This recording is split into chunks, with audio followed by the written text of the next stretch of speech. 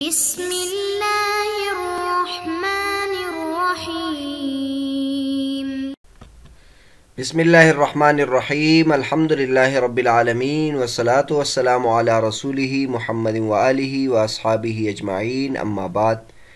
درس نمبر 67۔ آج کے سبق کا عنوان ہے حدیث مرسل کی بحث۔ حدیث مردود کی بحث چل رہی تھی، حدیث غیر مقبول، اور اس کی دو قسمیں ذکر کی تھی۔ ایک وہ ہے کہ اس میں راوی گر گیا ہو، اور دوسری قسم یہ ہے کہ اس کے راوی پر جرح ثابت ہو۔ تو پہلی جو قسم ہے جس کا راوی گر گیا ہو، اس کی پھر 4 قسمیں حافظ ابن حجر رحمۃ اللہ علیہ ذکر کر رہے ہیں: معلق، مرسل، موضل اور منقطع۔ معلق حدیث کی بحث تفصیل کے ساتھ گزر چکی ہے۔ معلق حدیث اس کو کہتے ہیں جس کی سند کے شروع میں راوی گر گیا ہو، اور اس کی پھر کئی صورتیں ہیں۔ آج کے سبق میں ہم حدیث مرسل کے بارے میں بحث کریں گے۔ حدیث مرسل اس کو کہتے ہیں جس کے سند کے آخر میں راوی گرا ہو، تابعی کے بعد۔ چنانچہ حافظ ابن حجر رحمۃ اللہ فرماتے ہیں: والثانی وهو ما سقط من آخره من بعد التابعی هو المرسل وصورته ان يقول التابعی سواء كان كبيرا ام صغيرا قال رسول الله صلی اللہ علیہ وسلم كذا او فعل كذا او فعل بحضرته كذا ونحو ذلك۔ اور دوسری قسم حدیث غیر متصل کی یہ ہے کہ اس کے سند کے آخر میں تابعی کے بعد راوی گرا ہوا ہو، اس کو مرسل کہتے ہیں۔ اور اس کی صورت یہ ہوتی ہے کہ تابعی چاہے وہ بڑا ہو یا چھوٹا ہو، وہ کہے قال رسول اللہ صلی اللہ علیہ وسلم کذا، حضور صلی اللہ علیہ وسلم نے ایسا فرمایا، یا حضور صلی اللہ علیہ وسلم نے ایسا کیا، یا حضور صلی اللہ علیہ وسلم کی موجودگی میں ایسا کیا گیا، یا اس قسم کے الفاظ ہو، تو اس حدیث کو حدیث مرسل کہتے ہیں۔ اس عبارت میں حافظ ابن حجر رحمۃ اللہ علیہ نے حدیث مرسل کی تعریف بیان کی، اور حدیث مرسل کی بہت عمدہ تعریف بیان کی۔ اور حافظ ابن حجر رحمۃ اللہ فرماتے ہیں کہ حدیث مرسل وہ ہے جس کے آخر میں تابعی کے بعد راوی گرا ہوا ہو۔ تو بہرحال صرف حدیث مرسل کی یہ تعریف نہیں کرنی چاہیے کہ آخر میں راوی گرا ہوا ہو، کیونکہ یہ پھر صحابی کے جو مرسل حدیث ہے اس کو بھی شامل ہو جائے گا۔ یعنی بعض مرتبہ ایسا ہوتا ہے کہ ایک صحابی نے حضور صلی اللہ علیہ وسلم سے ایک روایت براہ راست نہیں سنی ہوتی، بلکہ اس نے کسی اور صحابی سے سنی ہوتی ہے، اور وہ ڈائریکٹ نبی کریم صلی اللہ علیہ وسلم سے روایت کرے، تو اس کو حافظ ابن حجر رحمۃ اللہ نے حدیث مرسل میں داخل نہیں کیا، اس کو حدیث مقبول میں شمار کر دیا۔ آگے آ جائے گا حدیث مرسل، اس کے بارے میں کلام ہے۔ تو اس تعریف کے اعتبار سے حافظ ابن حجر رحمۃ اللہ علیہ نے اس قسم کو اس میں شمار نہیں کیا، اور یہ فرمایا کہ آخر میں راوی گرا ہو لیکن تابعی کے بعد گرا ہو، یعنی تابعی روایت کرے۔ اور حدیث مرسل کی یہ تعریف بھی نہیں کرنی چاہیے کہ جس میں صحابی گرا ہوا ہو۔ آگے آ جائے گا کہ حدیث مرسل جو ضعیف میں داخل ہیں، وہ اس وجہ سے داخل ہے کہ اس میں جو راوی گرا ہوا ہوتا ہے ضروری نہیں کہ وہ صحابی ہو، وہ تابعی بھی ہو سکتا ہے، اور جب تابعی ہو سکتا ہے تو اس میں تابعی کا ضعیف ہونا ضعیف بھی ہو سکتا ہے۔ تو اس لیے اس حدیث کے ضعف کی طرف یہ حضرات گئے ہیں۔ اگر ہم مرسل حدیث کی یہ تعریف کریں کہ اس کے آخر میں صحابی گرا ہوا ہو، تو اس کی وجہ سے وہ حدیث ضعیف نہیں ہوگی، کیونکہ صحابی تو بالاتفاق عادل ہے، ثقہ ہے، اس کے گرنے کی وجہ سے حدیث ضعیف نہیں ہوتی۔ تو بہرحال 2 باتوں کا یہاں حافظ ابن حجر رحمۃ اللہ نے خیال رکھا ہے۔ تو مرسل کی تعریف یہ درست کرنی چاہیے کہ مرسل حدیث اس کو کہتے ہیں جس کے آخر میں راوی گرا ہو لیکن تابعی کے بعد گرا ہو۔ اس کے بعد حافظ ابن حجر رحمۃ اللہ علیہ اس کی صورت بیان کر رہے ہیں، یعنی پوری وضاحت کے ساتھ بیان فرما رہے ہیں کہ کس طریقے سے حدیث مرسل ہوگی۔ وہ یہ کہ ایک تابعی چاہے وہ بڑا ہو یا چھوٹا ہو، وہ یہ کہ قال رسول اللہ صلی اللہ علیہ وسلم، یا تو وہ مرفوع قول نقل کرے، یا فعل نقل کرے، یا تقریر نقل کرے۔ یہاں تابعی کا ذکر کیا، اور تابعی کی 2 قسمیں بیان کی، ایک کبیر ایک صغیر۔ تو نیچے نور الدین عطر صاحب نے دونوں کی تعریفیں کی کہ تابعی کبیر کس کو کہتے ہیں اور تابعی صغیر کس کو کہتے ہیں۔ تابعی کی تعریف تو باقاعدہ آگے آ جائے گی انشاءاللہ نزہۃ النظر میں۔ حافظ ابن حجر رحمۃ اللہ صحابی کی تعریف بھی کریں گے اور تابعی کی تعریف بھی کریں گے۔ تابعی اس کو کہتے جو صحابہ کے ساتھ اس کی ملاقات ہوئی ہو۔ تو تابعی کبیر کس کو کہتے ہیں؟ هو الذی روا عن کبار الصحابہ، جو کبار صحابہ سے جس نے روایت نقل کی ہو۔ وہذا حدیث یوجد اکثر شیء عند التابعین،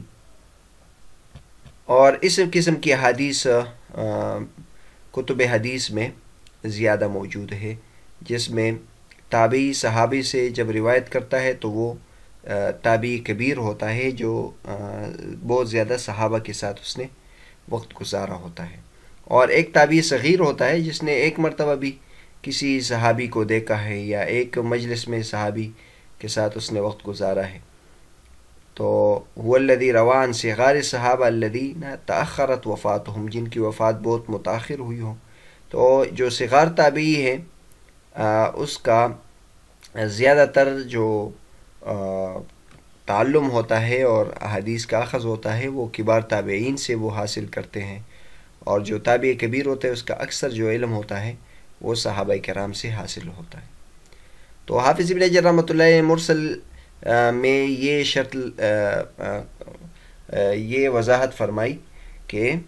اس کے لیے ضروری نہیں کہ وہ کبیر ہو یا صغیر ہو۔ تو اس کا مطلب یہ ہے کہ بعض حضرات نے اس کو تابعی صغیر کے ساتھ مقید کیا ہے، اور تابعی کبیر کی جو روایت ہے اس کو مرسل میں شمار نہیں کیا یا اس کو حجت قرار دیا ہے۔ تو حافظ ابن حجر رحمۃ اللہ علیہ نے فرمایا کہ چاہے تابعی کبیر ہو چاہے تابعی صغیر ہو، دونوں کی روایت مرسل میں شمار ہوگی۔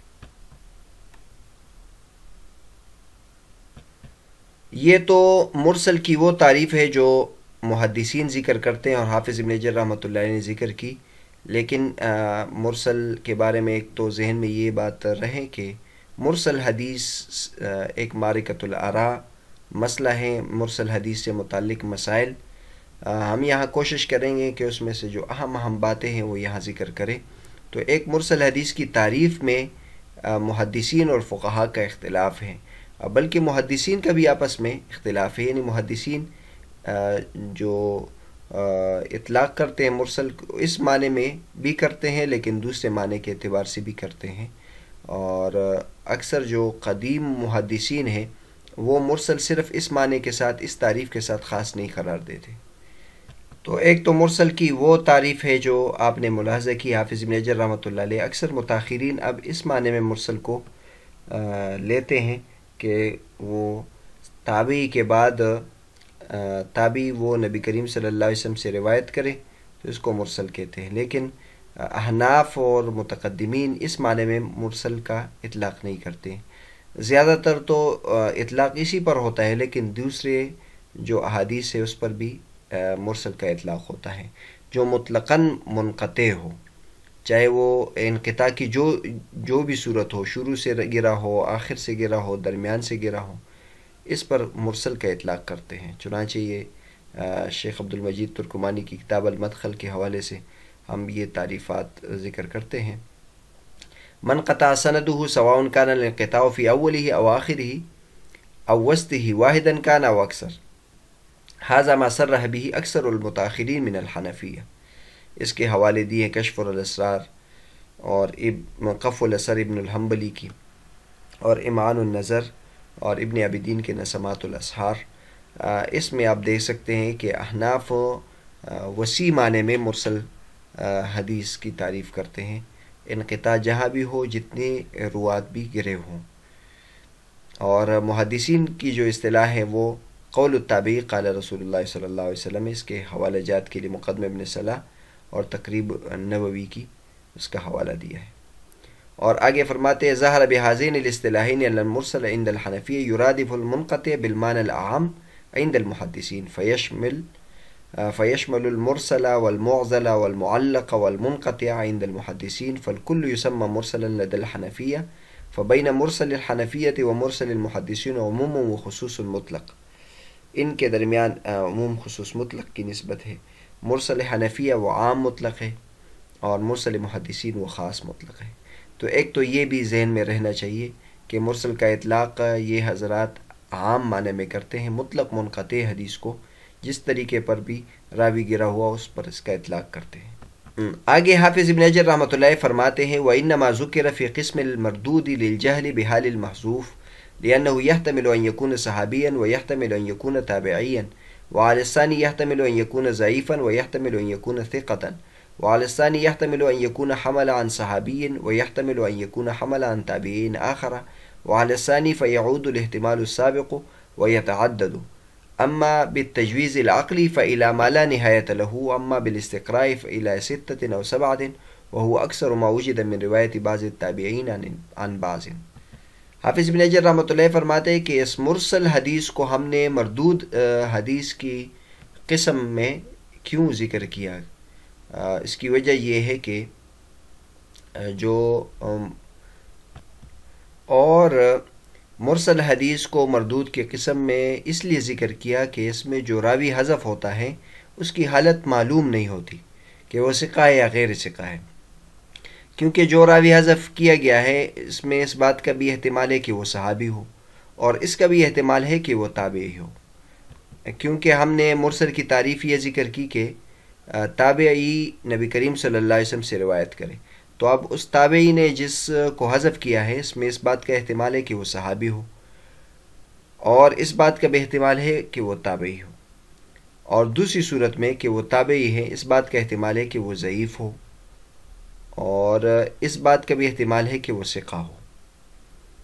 اور دوسری صورت میں کہ وہ ثقہ ہو، چلو فرض کر دے وہ ثقہ ہی ہے، لیکن پھر بھی آگے اس میں یہ احتمال ہے کہ اس نے آگے نبی کریم صلی اللہ علیہ وسلم سے اس نے آگے صحابی سے نہ سنا ہو بلکہ کسی اور تابعی سے سنا ہو، اس کا بھی احتمال ہے۔ دوسری صورت میں کہ وہ تابعی ثقہ ہو، اس بات کا احتمال ہے کہ اس نے ایک صحابی سے سنا ہوگا اور اس بات کا بھی احتمال ہے کہ اس نے ایک دوسرے تابعی سے یہ حدیث سنی ہوگی، اور اگر دوسرے تابعی سے یہ سنی ہوگی تو اس میں بھی پھر وہ سابقہ احتمال لوٹ آئے گا کہ یا تو وہ ثقہ ہوگا یا غیر ثقہ ہوگا۔ اگر ثقہ ہے، چلو فرض کرے دوسری جو اچھی بات ہے اس کو فرض کر لیتے کہ وہ ثقہ ہے، لیکن وہ آگے جا کر صحابی سے ضروری نہیں کہ وہ صحابی سے روایت کرے، ہو سکتا ہے کہ وہ پھر تابعی سے روایت کرے، اور یہ جو صورت ہے یہ متعدد بھی ہو سکتا ہے، یعنی ہم تابعی کو فرض کریں اور تابعی میں بھی آگے اس کا احتمال ہے کہ اس نے دوسرے تابعی سے سنا ہوگا۔ اما بالتجویز العقلی، عقلی امکان کو اگر ہم دیکھیں تو الا ما لا نہایت لہ، اس کی کوئی انتہا نہیں ہے کہ وہ تابعی سے تابعی سے نقل کرے، یعنی اس کی کئی صورتیں بن سکتی ہے اور اس کی انتہا نہ ہو۔ یہاں پہ ابن حجر رحمۃ اللہ ما لا نہایتہ کا لفظ استعمال کیا ہے کہ لیکن یہ بات مبالغتاً ہے، اور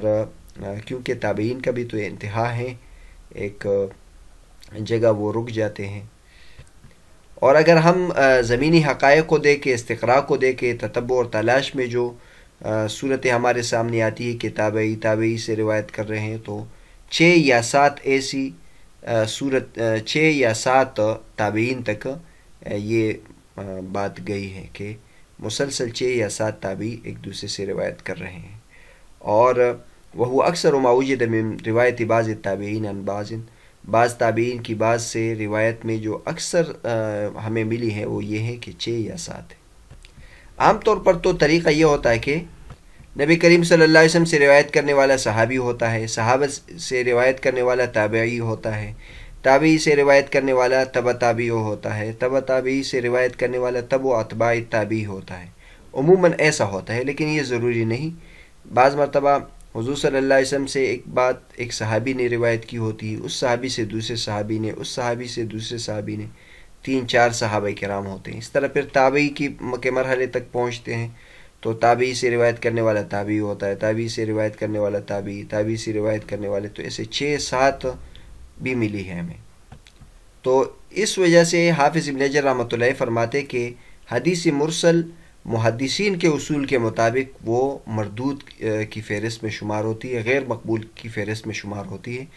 اور آپ اگر جو پہلا اصول ہے وہ اگر آپ کو یاد ہو معلق حدیث میں بھی اور اسی طرح دیگر ضعیف حدیث میں بھی اور تعداد حدیث میں جو بحث تھی اس میں بھی ہم نے یہ بات کی تھی، الاقل فی ھذا یقضی علی الاکثر، محدثین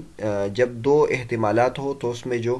کم تر احتمال ہوتا ہے اس کا لحاظ کرتے ہیں، یعنی اگر ایک راوی گرا ہوا ہے تو اس کے ثقہ ہونے کا بھی احتمال ہے اور اس کے ضعیف ہونے کا بھی احتمال ہے، تو یہ ضعیف ہونے کے احتمال کو راجح قرار دیں گے تاکہ حدیث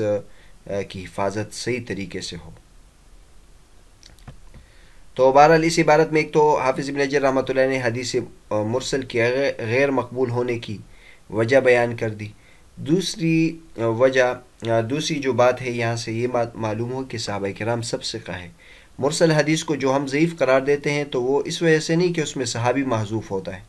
اگر یہ احتمال ہو کہ صحابی محذوف ہے اور یہ یقینی معلوم ہو جائے تو اس حدیث وہ غیر مقبول شمار نہیں ہوگی، کیونکہ صحابی تو سب ثقہ ہے، لیکن تابعین میں بعض ثقہ ہے بعض ثقہ نہیں ہے۔ چنانچہ تیسری بات اس سے یہ معلوم ہوئی کہ تابعین میں بعض ثقہ ہے اور بعض ثقہ نہیں ہے۔ ہم اگر یہ شرح شیخ ابراہیم اللاہم میں دیکھیں تو اس میں انہوں نے بعض تابعین کے نام لیے ہیں جو غیر ثقہ ہیں۔ اکثر جو ہمارے ذہن میں تصور آتا ہے تو تابعین کا بہت عمدہ اور اچھا تصور آتا ہے، اور ہونا بھی ایسا چاہیے کہ تابعی وہ ہوتے ہیں جنہیں صحابہ کرام کو دیکھا ہے اور صحابہ کرام کے بعد ان کا درجہ بلند ہوتا ہے، لیکن یہ ضروری نہیں کہ وہ ثقہ ہو، کیونکہ ثقاہت کے لیے بہت ساری چیزوں کی ضرورت ہوتی ہے، عدل ہے یا ضبط ہے، تو صحابہ کرام کے بعد جتنے بھی لوگ ہیں اس میں یہ سب باتیں ممکن ہیں کہ وہ شرائط ہو یا شرائط نہ ہو۔ چنانچہ انہوں نے بعض حضرات کا نام لیا ہے، بل فی التابعین من هو متروک الحدیث، بعض ایسے ہیں جس پر سخت جرح ہیں، جیسے ابان بن ابی عیاش، یزید بن ابان الرقاشی، عطیہ بن سعد العوفی، ابو ہارون عمار بن جوین العبدی اور اسبغ بن نباتہ، اور ان میں سے بعض کہتے ہیں مکثر فی الروایہ ہے، ان سے بہت زیادہ روایت منقول ہے۔ اور تابعین میں جو ضعیف ہے تو بعض تو حفظ کی وجہ سے کہ اس کے حافظے میں مسئلہ تھا اور یہ زیادہ ہے، پھر تابعین میں جو اکثر ضعیف ہے وہ اس وجہ سے ضعیف ہے کہ ان کے حافظے کا مسئلہ تھا اور یا عدالت کی وجہ سے ان میں کوئی مسئلہ تھا یا دونوں وجوہات تھی، بہرحال تابعین میں یہ بات ہو سکتی ہے۔ اس کے بعد حافظ ابن حجر رحمۃ اللہ علیہ نے حدیث مرسل کا حکم بیان کیا ہے کہ حدیث مرسل کا حکم کیا ہے، اور یہ معرکۃ الآراء بحث ہے حدیث مرسل کا حکم، کیونکہ حدیث مرسل کے بارے میں بعض حضرات فرماتے کہ حجت ہے اور بعض حضرات کہتے کہ یہ ضعیف ہے۔ انشاءاللہ اگلے سبق میں ہم حدیث مرسل کے حکم کے بارے میں تفصیل بیان کریں گے۔